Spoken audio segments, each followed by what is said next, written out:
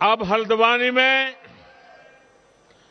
पानी, सीवरेज, सड़क, parking, street light, सभी जगह पर अभूतपूर्व सुधार होगा। साथियों, इस दशक को उत्तराखंड का दशक बनाने के लिए तेज गति से ऐसे ही विकास कार्यों पर अनेक काम करने की जरूरत पर हमने जोर दिया है। और जब मैं कहता हूं कि ये उत्तराखंड का दशक है, तो ऐसे ही नहीं कह रहा हूं। ये जब मैं कह रहा हूं तो उसकी बहुत सारी वजह है। उत्तराखंड के लोगों का सामर्थ्य इस दशक को उत्तराखंड का दशक बनाएगा, ये मेरा पक्का विश्वास है।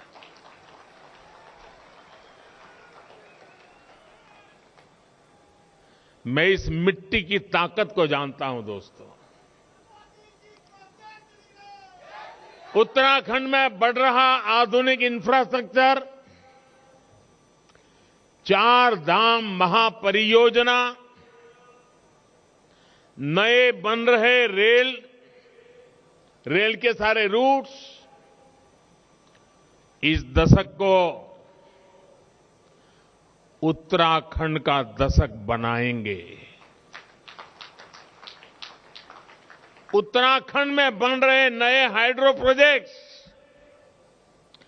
उत्तराखंड की बढ़ रही औद्योगिक क्षमता इस दशक को उत्तराखंड का दशक बनाएगी।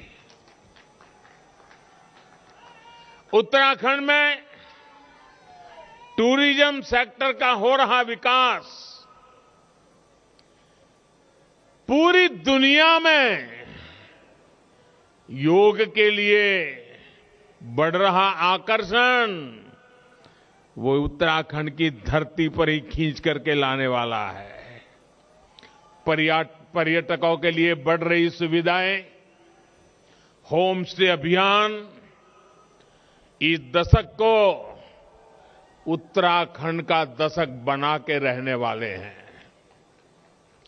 उत्तराखंड में बढ़ रही प्राकृतिक खेती, नेचुरल फार्मिंग, यहां के हर्बल उत्पाद, कृषि क्षेत्र में भी यह दशक उत्तराखंड का होने वाला है। उत्तराखंड का दशक गौरवपूर्ण होने वाला है। आज की परियोजनाएं इन सब से जुड़ी हुई है। मैं उत्तराखंड के लोगों को आज हल्द्वानी की इस धरती से बहुत बहुत बधाई देता हूं। साथियों, हम तो जानते हैं, हिमालय की ताकत को जानते हैं। हम ये भी जानते हैं कि उत्तराखंड से कितनी ही नदियां निकलती है। आजादी के बाद से ही यहां के लोगों ने 2 धाराएं और देखी हैं। एक धारा है पहाड़ को विकास से वंचित रखो, और दूसरी धारा है पहाड़ के विकास के लिए दिन रात एक कर दो। पहली धारा वाले लोग आपको हमेशा विकास से वंचित रखना चाहते हैं। पहाड़ों पर सड़क, बिजली और पानी पहुंचाने के लिए जो मेहनत करनी थी, वो हमेशा इससे दूर भागते रहे। यहां के सैकड़ों गांवों की कितनी पीढ़ियां अच्छी सड़कों के अभाव में, अच्छी सुविधाओं के अभाव में ये हमारा प्यारा उत्तराखंड छोड़ करके कहीं और जाकर के बस गए। आज मुझे संतोष है कि उत्तराखंड के लोग, देश के लोग, ये जो बर्बादी जाने वाले लोग रहे हैं ना, उनका कच्चा चिट्ठा खोल चुके हैं, उनका सच जान चुके हैं। आज हमारी सरकार सबका साथ, सबका विकास के मंत्र के साथ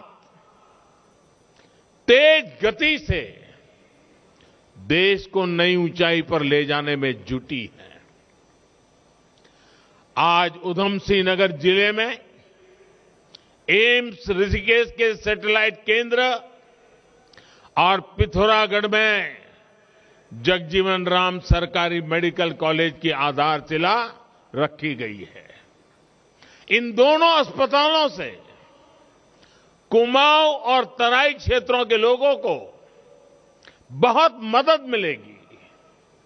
अल्मोड़ा मेडिकल कॉलेज को भी जल्द शुरू करने के लिए तेजी से काम चल रहा है। उत्तराखंड में कनेक्टिविटी की जो बहुत बड़ी चुनौती रही है, उसे भी हम दूर करने का लगातार प्रयास कर रहे हैं। आज इस कार्यक्रम में भी करीब 9,000 करोड़ रुपए के प्रोजेक्ट तो सड़क निर्माण से जुड़े हैं। प्रधानमंत्री ग्राम सड़क योजना के तहत 1200 किलोमीटर ग्रामीण सड़क बनाने का काम भी शुरू हुआ है। इन सड़कों के अलावा 151 पुलों के निर्माण का काम भी किया जाएगा। भाइयों और बहनों, आपको सुख सुविधा से वंचित रखने की सोच रखने वालों के, उनके कारण ही मानस खंड, जो मान सरोवर का प्रवेश द्वार था, सड़कों से वंचित रहा। हमने न सिर्फ Tanakpur Pithoragarh all weather road पर काम किया, बल्कि लीपू लेक तक की भी सड़क बनाई और इस पर आगे भी विस्तार कार्य चल रहा है। वैसे आज जब जनता जनार्दन इन लोगों की सच्चाई जान चुकी है, तो इन लोगों ने एक नई दुकान खोल रखी है। ये दुकान है अफवाह फैलाने की। अफवाह मैन्युफैक्चर करो, फिर अफवाह को प्रवाहित करो और उसी अफवाह को सच मान करके दिन रात चिल्लाते रहो। मुझे बताया गया है कि यहां टनकपुर बागेश्वर रेल लाइन को लेकर ये उत्तराखंड विरोधी नए भ्रम फैला रहे हैं। साथियों, टनकपुर बागेश्वर रेल लाइन का फाइनल लोकेशन सर्वे इस प्रोजेक्ट का बहुत बड़ा आधार है और इसलिए हो रहा है ताकि इस रेल लाइन पर जल्दी से जल्दी काम शुरू हो सके। और मैं आप लोगों को आज यहां करके विश्वास देने के लिए आया हूं। आज ऋषिकेश कर्णप्रयाग रेल रूट बन रहा है, कल टनकपुर बागेश्वर रूट भी ऐसे ही बनेगा। मेरे उत्तराखंड के भाइयों और बहनों, ये शिलान्यास के सिर्फ पत्थर नहीं है, ये पत्थर मात्र नहीं है, ये वो संकल्प शिलाएं हैं जो डबल इंजन की सरकार सिद्ध करके दिखाएगी। साथियों, उत्तराखंड अपनी स्थापना के 2 दशक 20 साल पूरे कर चुका है। इन वर्षों में आपने ऐसे भी सरकार चलाने वाले देखे हैं जो कहते थे चाहे उत्तराखंड को लूट लो, मेरी सरकार बचा लो। इन लोगों ने दोनों हाथों से उत्तराखंड को लूटा। जिन्हें उत्तराखंड से प्यार हो वो ऐसा सोच भी नहीं सकते। जिसे कुमाऊं से प्यार हो वो कुमाऊं छोड़कर नहीं जाता। ये तो देवभूमि है। यहां के लोगों की सेवा करना, उत्तराखंड की सेवा करना देवी देवताओं की सेवा करने के समान है। और इसी भावना से हमारी सरकार काम कर रही है। मैं स्वयं जी जान से जुटा हुआ हूं। पहले की असुविधा और अभाव को अब सुविधा और सद्भाव में बदला जा रहा है। उन्होंने आपको मूल सुविधाओं का अभाव दिया। हम हर वर्ग, हर क्षेत्र तक 100% बुनियादी सुविधाओं को पहुंचाने के लिए दिन रात एक कर रहे हैं।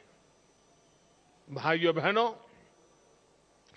अभाव में रखने की राजनीति का सबसे अधिक नुकसान अगर किसी को भुगतना पड़ा है तो वो हमारी माताएं, हमारी बहनें, हमारी बेटियां हैं।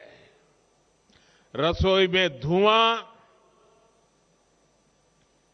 तो समस्या माताओं बहनों की, शौचालय नहीं तो दिक्कत सबसे ज्यादा बहनों बेटियों को, कच्ची छत की वजह से पानी टपका तो सबसे ज्यादा परेशानी मां को, बच्चे बीमार हुए, इलाज के पैसे नहीं, सुविधा नहीं, दिल सबसे ज्यादा दुखता है मां का। पानी के लिए सबसे ज्यादा परिश्रम और समय लगता है हमारी माताओं का, बहनों का।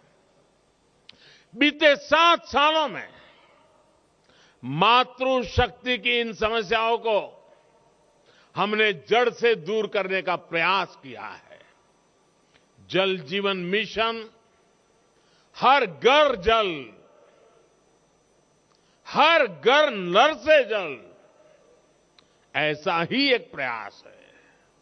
2 साल में इस मिशन के तहत देश के 5 करोड़ से अधिक परिवारों को पाइप से पानी दिया जा चुका है। आज भी जिन 70 से अधिक परियोजनाओं का शिलान्यास हुआ है उससे 13 जिलों की बहनों का जीवन आसान होने वाला है।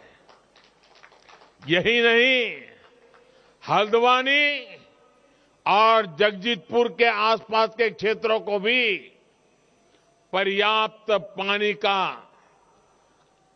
अब वो व्यवस्था भी पीने का पानी ये सुनिश्चित होगा। साथियों, जब हम किसी ऐतिहासिक स्थल पर जाते हैं तो वहां में बताया जाता है कि इस स्थान को इतने साल पहले बनाया गया था, ये इमारत इतनी पुरानी है।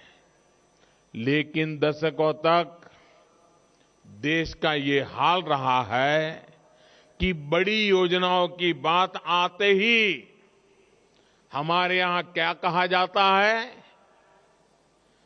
हमारे यहां कहा जाता है ये योजना इतने साल से अटकी है, ये प्रोजेक्ट इतने दशक से अधूरा है। पहले जो सरकार में रहे हैं ये उनका परमानेंट ट्रेडमार्क रहा है। आज यहां उत्तराखंड में जिस लखवाड़ प्रोजेक्ट का काम शुरू हुआ है, उसका भी यही इतिहास है। आप सोचिए साथियों, उत्तराखंड में आज जो यहां लोग बैठे हैं, उनके 4-4 दशक बीत गए होंगे। ये बातें सुनते आए होंगे। आप जानकर के शायद भूल भी गए होंगे कि मसला क्या है। इस परियोजना के बारे में पहली बार 1976 में 76 में सोचा गया था।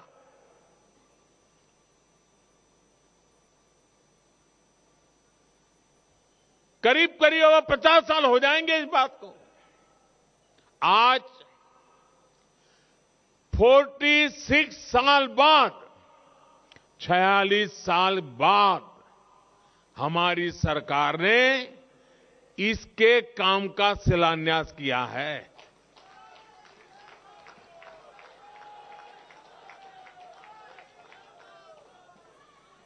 मैं जरा उत्तराखंड के भाइयों बहनों को पूछना चाहता हूं, जो काम 1974 में सोचा गया,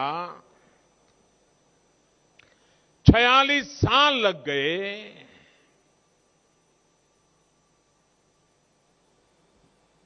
ये गुनाह है कि नहीं है?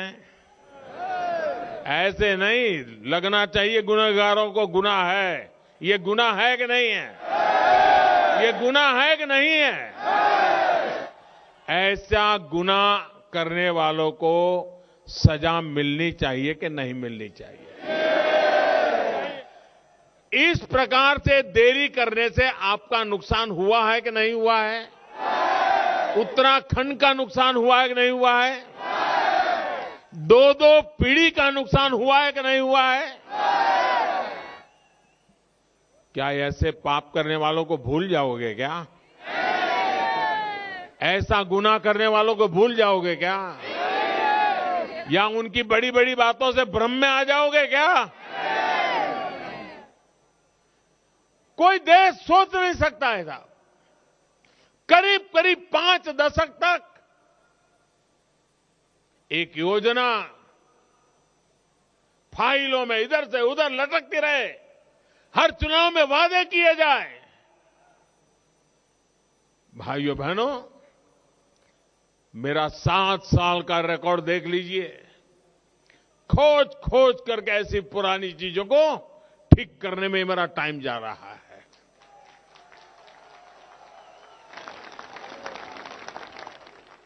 अब मैं काम को ठीक कर रहा हूं, आप उनको ठीक कीजिए।